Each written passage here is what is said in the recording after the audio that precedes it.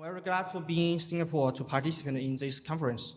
The work that I will show you today is the paper submitted by our group on wisdom, relation preference-oriented higher-order sampling for recommendation. Today's presentation mainly includes 5 parts: motivation, related work, methodology, experiment, and conclusion. The first is the background of knowledge graph and the recommendation system. Many scholars have studied how to achieve better recommendation accuracy by combining KG and RS. On the one hand, exploring KG as an additional information increases the connectivity between items, which means that methods based on graph neural networks are able to learn high-order informations.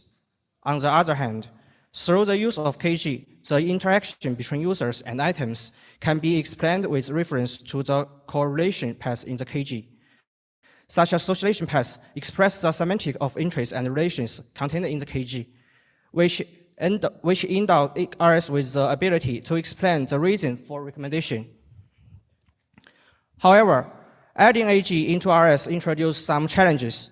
While various relations in KG provide important information for user modeling, users have different preferences to different relations, which cannot be correctly modeled by most GNA-based methods. This mainly manifests in that many sampling strategies based on GNN methods are full sampling or randomly sampling, which will introduce high-order noise and affect the recommendation accuracy. We model the problem as a graph with relation edges.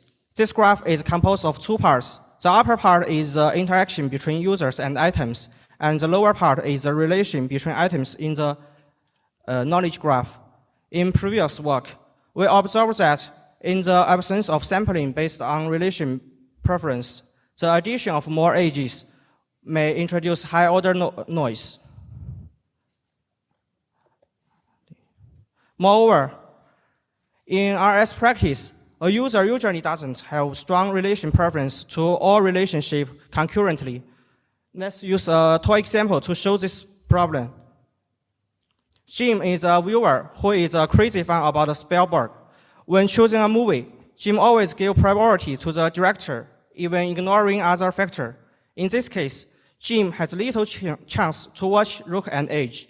However, GNI-based recommendation have another explanation for this.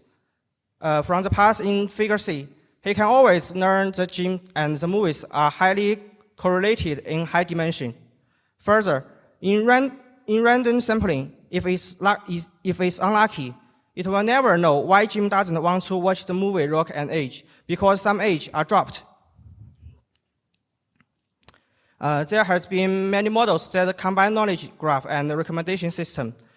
We usually divide this method into 3 categories: embedding-based method, path-based method, and unified methods.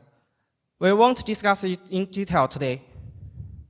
Now I will introduce our work, the relation preference-oriented high-order sampling, that is RPHS. Our model comprises 3 parts. The first is path sampling based on relation preference, and the second is attentive embedding progression and mixed negative sampling. Please note that when we talk about the path sampling and the progression stage, those methods is applicable for both positive and negative samples.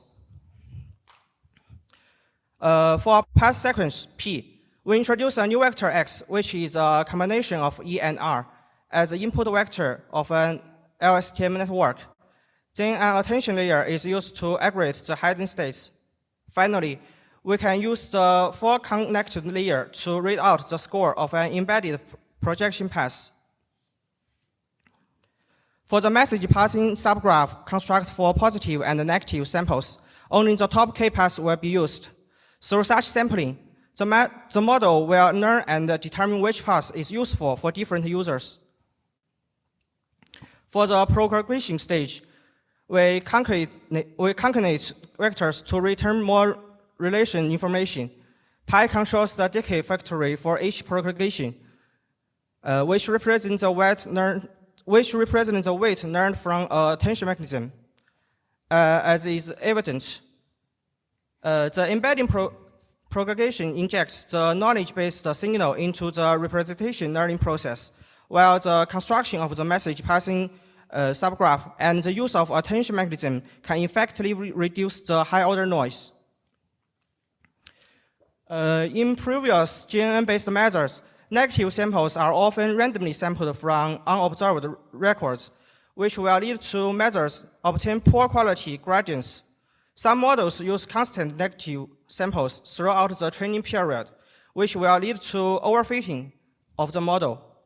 Inspired by the mix-up methods, we design a negative sampling strategy to generate one negative sample dynamically.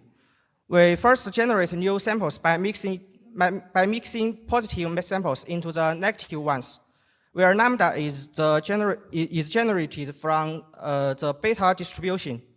We then find out our goal negative samples, named that with the highest cosine similarity to the positive samples.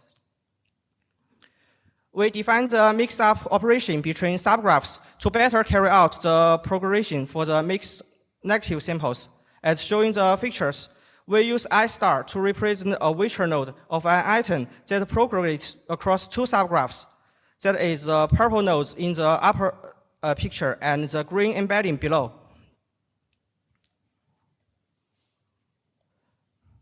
During the propagation, this node will fuse positive signals and negative signals in their respective subgraph. Since we adopt mixed samples I star, the corresponding real labels should also mixed by lambda. Therefore, when calculating the loss caused by a vector node I star, we use a loss function of linear combination of log likelihood for each positive and negative pairs. We evaluate our RPHS on 3 real-world datasets, that's movie lens, Last.fm, and Yelp. Table 3 reports the performance of all comparisons on the 3 datasets. Our methods consistently outperforms all baseline on the 3 datasets in terms of 2 measures. Jointly analyzing RPHS across 3 datasets, the proportion of improvement on the 3 datasets from high to low is movie lens, Yelp, and Last.fm. This is reasonable because the 3 datasets have different network densities. From high to low is also movie lens, Yelp, and Last.fm, which meets our hypothesis is that in the absence of sampling based on relation preference, the addition of more edges may introduce more high-order noise. In terms of numbers of relationships, the increase of relation type does not significantly affect the modeling's ability to learn relation preference, which is also following our assumption that users typically do not have strong relation preference to all relationships. As the user relation preference sampling strategy is the core of RPHS, we also conduct ablation studies for its effectiveness.